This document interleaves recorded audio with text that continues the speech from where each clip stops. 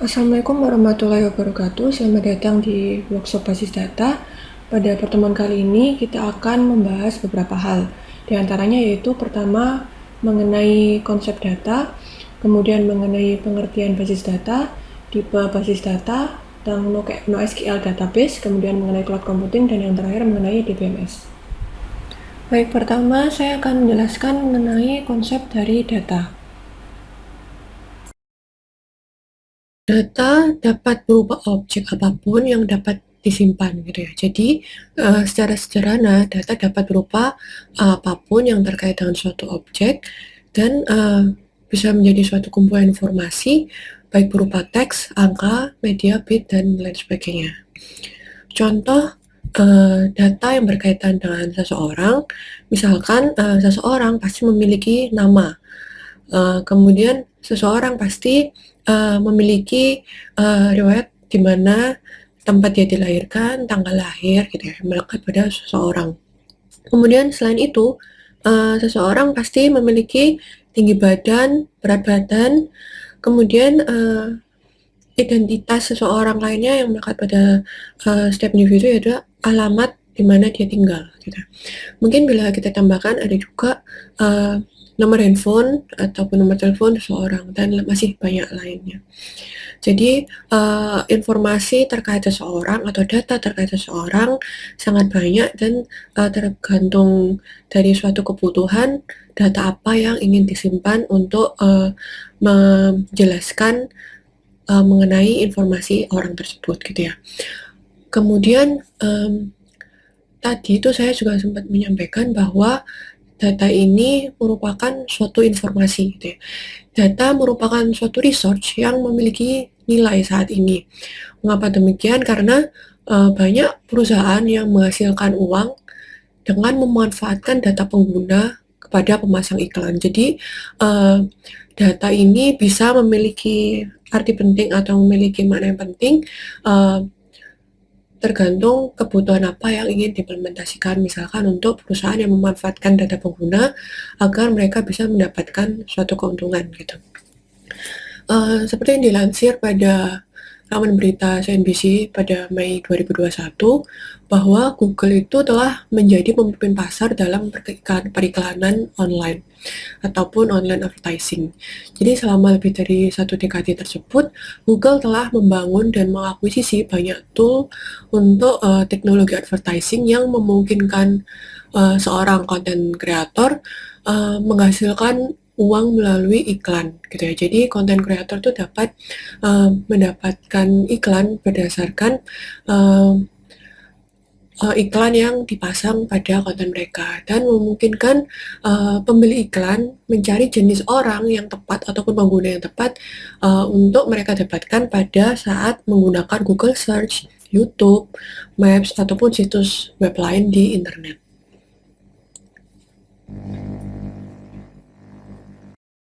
Kedua, saya akan menjelaskan mengenai pengertian basis data atau database.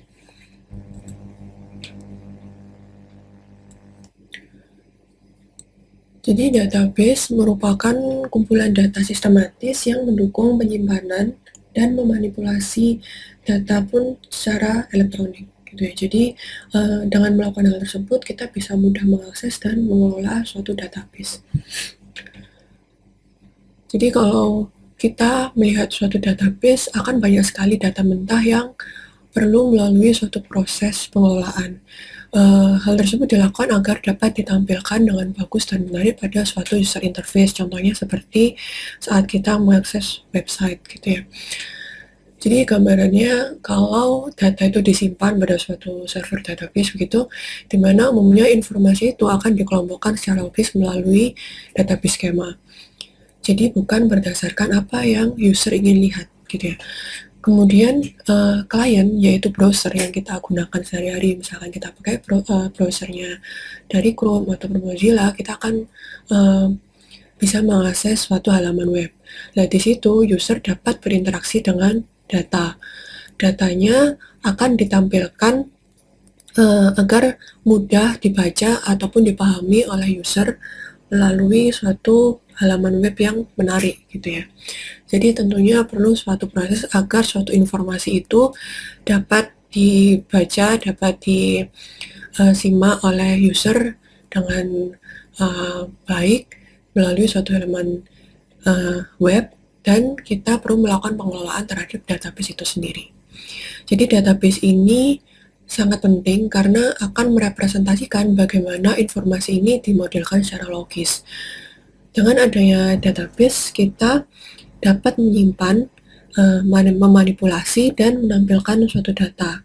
Contoh penerapannya seperti yang tadi saya sampaikan, kita bisa menampilkan suatu data atau informasi melalui aplikasi berbasis web atau web-based application.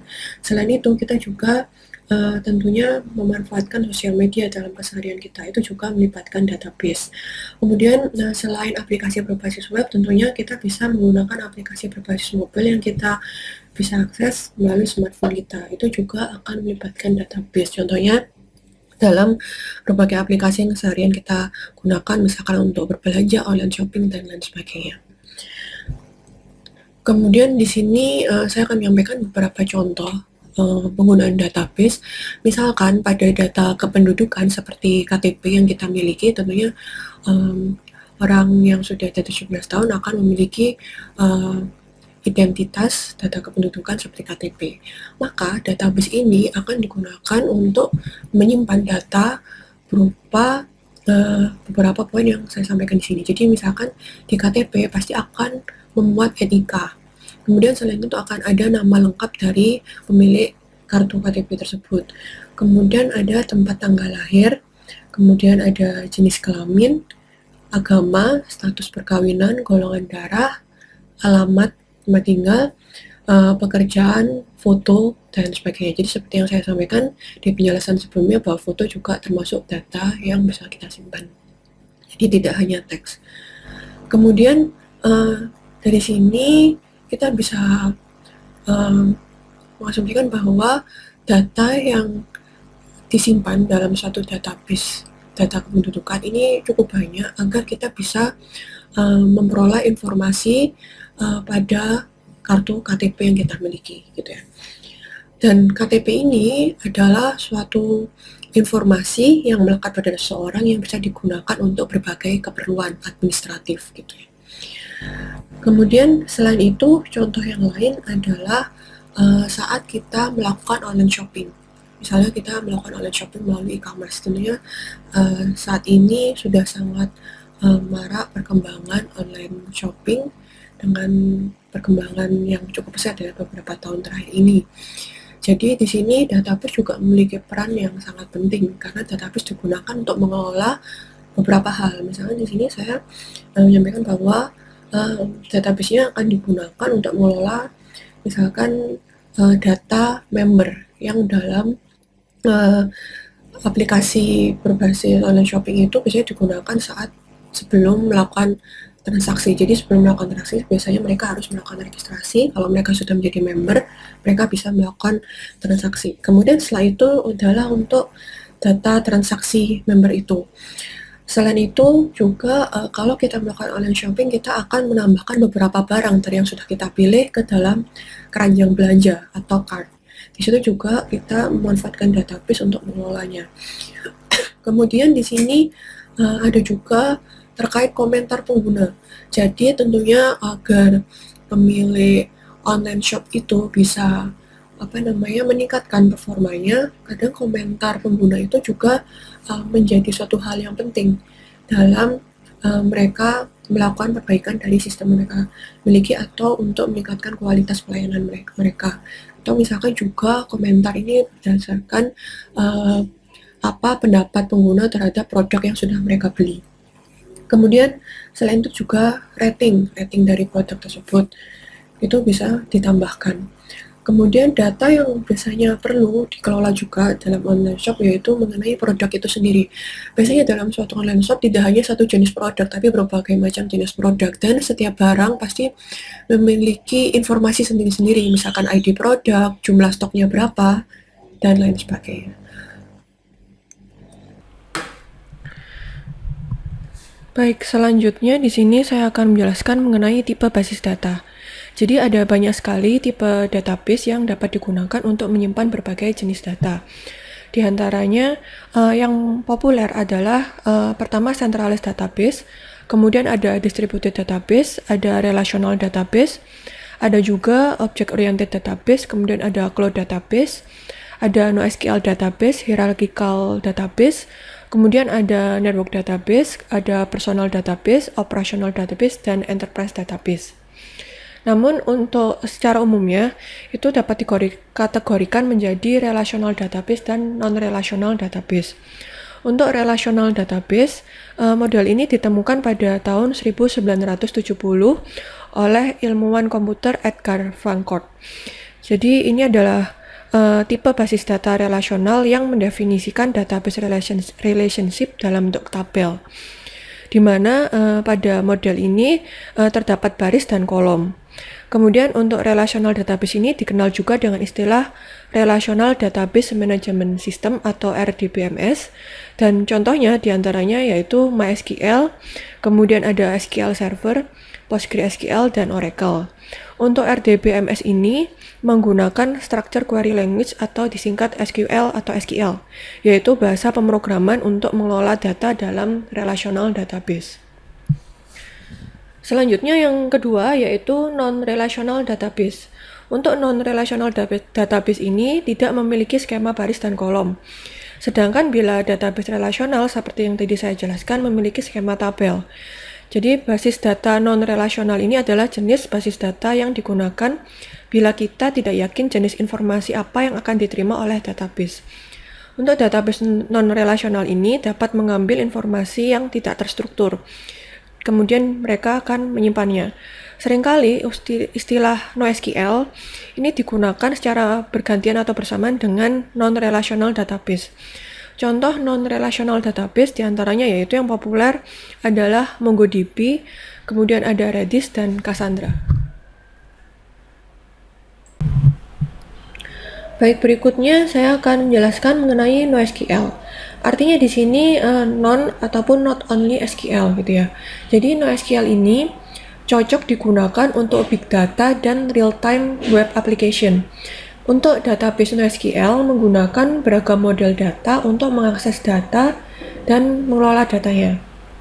Jenis database ini dioptimalkan secara khusus untuk aplikasi yang memerlukan volume data besar, kemudian latensi yang rendah, dan model data yang fleksibel, di mana dicapai dengan mengurangi pembatasan konsistensi data dari database lainnya. Kemudian dalam membangun NoSQL database itu, struktur data yang berbeda digunakan ya, diantaranya seperti ini. Yang pertama ada key value storage, kemudian ada document oriented database, ada document oriented database, kemudian ada graph database, yang terakhir ada word column store. Kalau yang pertama, key value storage, yaitu tipe paling sederhana untuk penyimpanan data, di mana pada key value storage ini menyimpan tiap single item itu sebagai kunci atau key-nya, sebagai nama atributnya, bersamaan dengan nilainya. Kasus penggunaannya seperti untuk gaming, kemudian teknologi iklan, serta untuk IoT ya, itu cukup baik dalam menggunakan model key value pair base ini. Kemudian yang kedua, document oriented database. Untuk tipe ini, database-nya digunakan untuk menyimpan data seperti dokumen JSON dan untuk membantu developer dalam menyimpan data dengan menggunakan format dokumen model yang sama dengan application code-nya. Kemudian yang ketiga yaitu graph database. Untuk tipe ini itu digunakan dalam menyimpan data untuk jumlah yang besar dalam struktur graph. Kemudian untuk graph database ini kebanyakan sosial media menggunakan database jenis ini. Selain itu juga bisa digunakan dalam recommendation engine ya misalnya. Kemudian ada untuk fraud detection ataupun misalkan knowledge graph. Yang terakhir yaitu word column store ya. Untuk word column store ini sama seperti data yang direpresentasikan dalam relational database. Jadi di mana data itu dapat disimpan dalam kolom yang besar secara bersamaan, bukan menyimpan dalam baris gitu ya. Dan contoh penggunaannya itu banyak digunakan dalam data warehouse, kemudian ada business intelligence ataupun untuk CRM. Itu contohnya.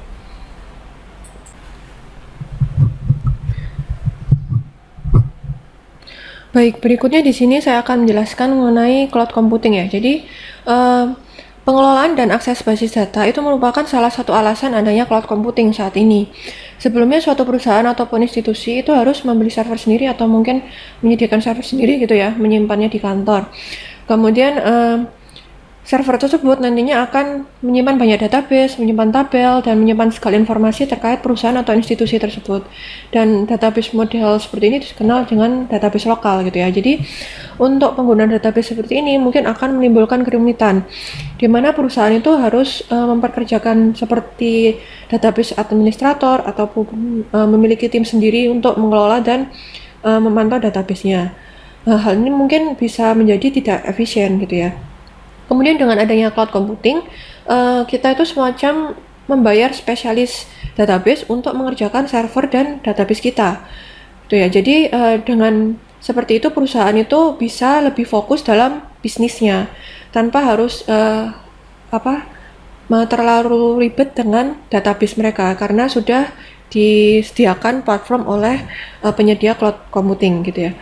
Untuk cloud platform ini dilayani oleh tim support dari providernya. Ini juga bisa memberikan skalabilitas dan elastisitas bagi suatu perusahaan untuk menambah ataupun mengurangi kapasitas penyimpanan ataupun sumber daya servernya. Ataupun untuk yang lainnya gitu ya. Sedangkan kalau yang konvensional itu sesuai dengan kebutuhan bisnis dan itu tidak atau terbatas ya dalam menyediakan skalabilitasnya. Kemudian untuk cloud database ini merupakan database yang dioptimalkan atau dikembangkan untuk menyimpan data di lingkungan virtual dan akan dijalankan melalui cloud computing platform. Banyak sekali keuntungan dalam penerapan cloud database, di mana dapat membayar kapasitas storage dan bandwidth yang lebih baik gitu ya, lebih tinggi. Selain itu juga menawarkan skalabilitas sesuai permintaan dan ketersediaan yang tinggi juga. Beberapa perusahaan yang menawarkan cloud platform diantaranya yaitu seperti Amazon Web Service, kemudian ada Microsoft Azure, kemudian ada Google Cloud.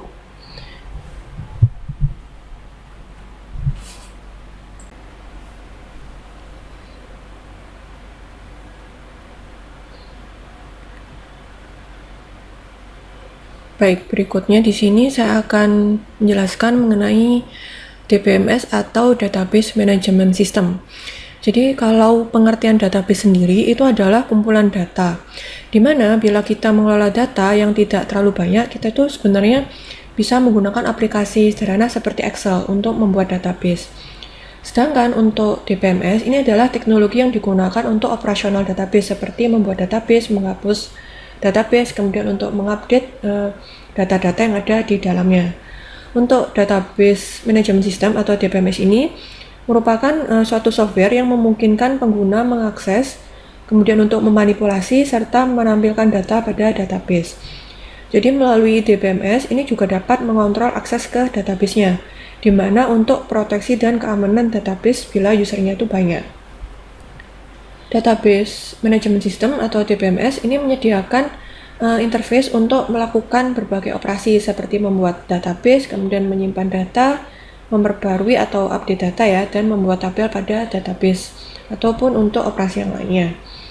Jadi terkait RDBMS atau Relational Database Management System, ini merupakan cara untuk mengontrol database system di mana model database-nya itu menggunakan tabel. Misalkan apa untuk RDBMS atau Relational DBMS, yaitu diantaranya ada MySQL, kemudian ada SQL Server, ada PostgreSQL, dan Oracle. Itu contoh untuk RDBMS. Sementara untuk yang NoSQL, ini merupakan non-relational database management system. Contohnya di sini ada Redis, kemudian ada Cassandra, kemudian ada HBase, kemudian ada atau HBase, kemudian ada MongoDB, ada Amazon SimpleDB dan lainnya. Itu contohnya.